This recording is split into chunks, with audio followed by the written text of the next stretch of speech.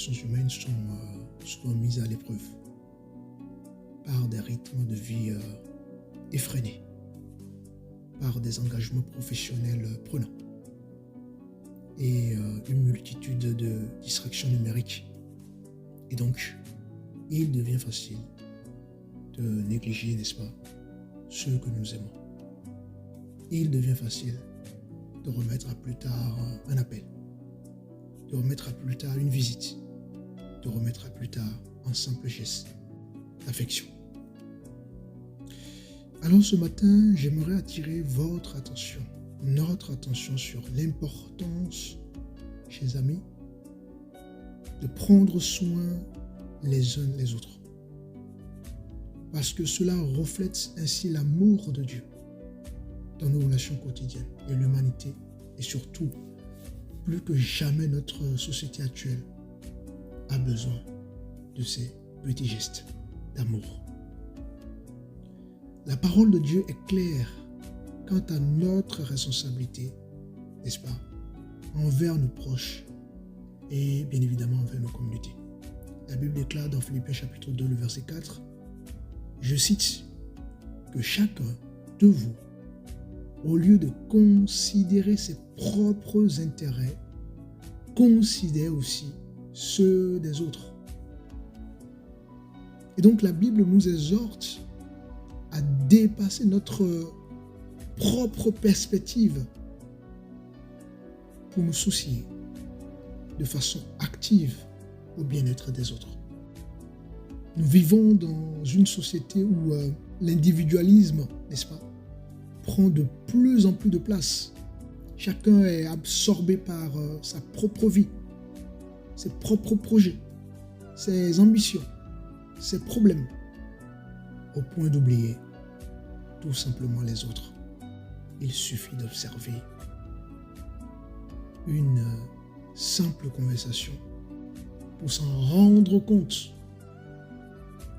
Combien de fois avons-nous été dans une discussion où l'interlocuteur, n'est-ce pas, ne parle que de lui, ne parle que de ses enfants, ne parle que de son travail, ne parle que de ses défis, sans jamais poser une seule question sur nous. Et ce phénomène révèle une déconnexion inquiétante avec la réalité des autres. L'empathie, l'écoute, le partage sincère semblent complètement s'effacer devant une culture de l'égocentrisme où chacun cherche malheureusement avant tout à exister aux yeux des autres et sans véritablement se soucier de ceux qui l'entourent. Alors cette tendance n'est pas seulement sociétale, n'est-ce pas? Elle a aussi des implications spirituelles profondes. Parce que si nous ne prenons plus le temps de nous intéresser aux autres, n'est-ce pas? Comment pouvons-nous réellement incarner les valeurs d'amour, incarner les valeurs de compassion, les valeurs de fraternité que nous prenons?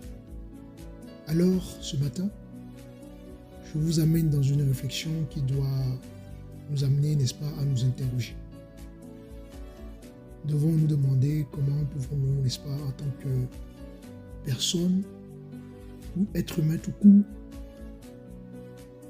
ou en tant que croyant, n'est-ce pas, renverser cette tendance et remettre au centre, n'est-ce pas, de nos vies l'attention à l'autre, la véritable écoute et l'amour désintéressé.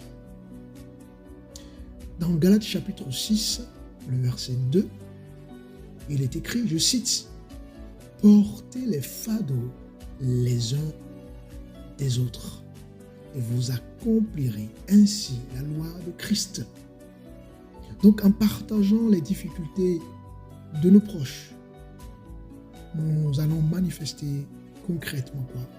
L'amour du Christ, l'amour du divin, les amis.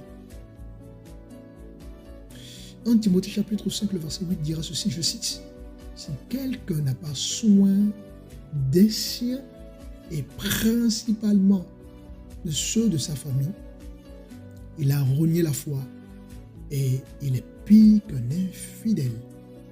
Ce passage souligne l'importance de veiller sur nos proches. Dans le livre de Luc, chapitre 10, vous pouvez lire à partir du verset 30, il y a une histoire très touchante. Un homme va être agressé et laissé pour mort, ignoré complètement par des prêtres, par des lévites, et un samaritain considéré comme un étranger va s'arrêter et il va soigner les blessures de ce dernier. Et il va pourvoir aux besoins de ce dernier.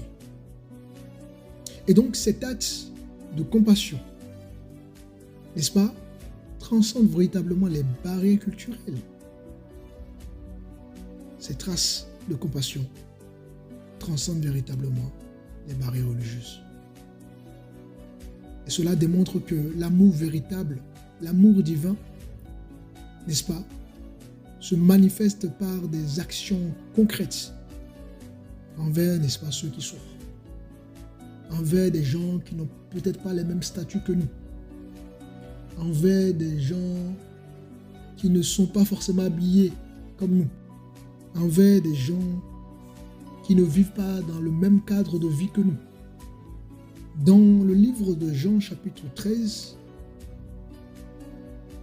lors du dernier repas de Jésus, bien que Jésus est Maître et Seigneur, n'est-ce pas, il va prendre un linge et il va laver les pieds de ses disciples. Et donc cet acte humble nous enseigne que prendre soin des autres implique de servir avec humilité, indépendamment de notre position ou de notre statut. Alors, pour manifester notre amour de manière tangible, nous devons considérer, n'est-ce pas, les actions suivantes. Je dirais premièrement, il faut écouter. Nous devons apprendre à écouter. Comment prenons le temps d'écouter véritablement nos proches, sans distraction, afin de leur montrer ainsi que nous valorisons, n'est-ce pas, leurs sentiments et leurs préoccupations. Deuxièmement, il faut un soutien émotionnel et spirituel. Nous devons offrir des paroles d'encouragement et non des paroles qui détruisent. Nous devons prier ensemble, pourquoi pas, avec les gens si besoin. Nous devons rappeler les promesses de Dieu dans les moments difficiles.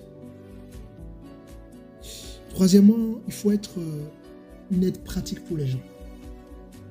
Que ce soit en préparant un repas pour une personne malade ou en aidant un ami à déménager ou en gardant les enfants d'un couple pour leur offrir, n'est-ce pas, une soirée de répit.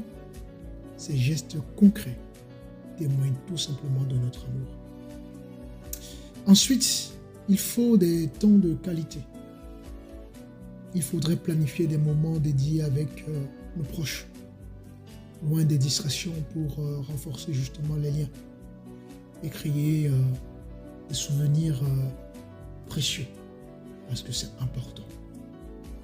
Et donc, prendre soin de ceux que nous aimons, je pense, est une expression directe de notre foi et de l'amour que Dieu a pour nous. Et donc, en investissant du temps, de l'énergie, de l'affection dans nos relations, nous allons refléter, n'est-ce pas, le cœur de Dieu. Nous allons bâtir des liens qui honorent le nom de Dieu. Nous prions. Père éternel, nous te remercions pour les relations que tu as placées dans nos vies. Seigneur, aide-nous à être des instruments de ton amour, en prenant soin de nos proches avec dévouement, avec sincérité. Père, donne-nous la sagesse pour discerner leurs besoins. Donne-nous la patience pour les écouter. Et donne-nous la compassion pour agir en leur faveur, afin que notre action reflète ton amour infini et que par notre témoignage, d'autres soient attirés vers toi. Dans le nom puissant de Jésus. Que la paix du Seigneur soit avec vous. À très bientôt.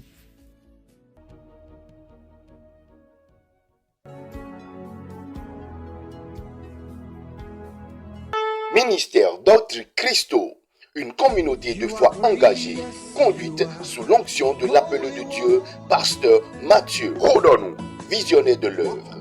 Notre mission est d'apporter un enseignement profond et accessible à tous, basé sur l'enseignement du Christ. Au cœur du ministère se trouve une vision claire, éclairer les esprits et nourrir les âmes à travers l'enseignement de la parole de Dieu. Le ministère propose une variété de programmes éducatifs, notamment des études bibliques, des programmes de croissance spirituelle.